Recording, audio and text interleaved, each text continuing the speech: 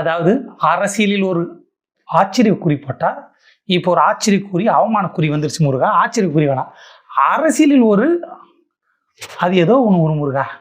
ராஜான்னு ஒருத்தவர் உன்னை வந்து ஸ்கந்தன்றாரு. நான் முருகா கந்தான்னு, ஆனால் அவர் ஸ்கந்தன் ஸ்கந்தன் சொல்கிறாங்க முருகா. எனக்கு ஒன்றும் புரியல. அதாவது அது வந்து சமஸ்கிருத மொழியா முருகா? உனக்கு சமஸ்கிருதம் தெரியுமா? அவர் சொல்கிறாரு அங்கே வந்து மசூதியை மாற்றணும், இடத்த மாற்றணும், என்னென்னமோ பேசுகிறார் முருகா. உன்னை இந்துன்னு சொல்கிறாரு. நான் ஒத்துக்கிறேன் முருகா. அப்படி அவர் இந்துன்னா அவர் குடும்பம் என்னைக்கு அளவு குத்துறாங்க? இப்போ எங்கள் மாமா பசங்க அளவு குத்தி சுற்றுறாங்க முருகா. எங்கள் வீட்டில் எல்லோரும் அளவு குத்திக்கிறாங்க, எல்லாம் செய்வாங்க.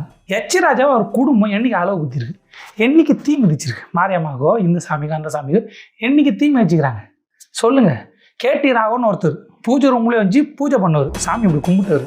அவர் என்னைக்கு அளவு குத்திக்கிறாரு, தீ மிதிச்சுக்கிறாரு, என்னைக்கு சாமி வந்து ஆடிக்கிறாரு. இப்போ அளவு குத்துறப்ப நாங்கள் ஆடுவாங்க இங்கே எல்லாம், அப்படி சாமி வந்து ஆடுவாங்க. ராஜா சாமி வந்து பார்த்ததே இல்லையே.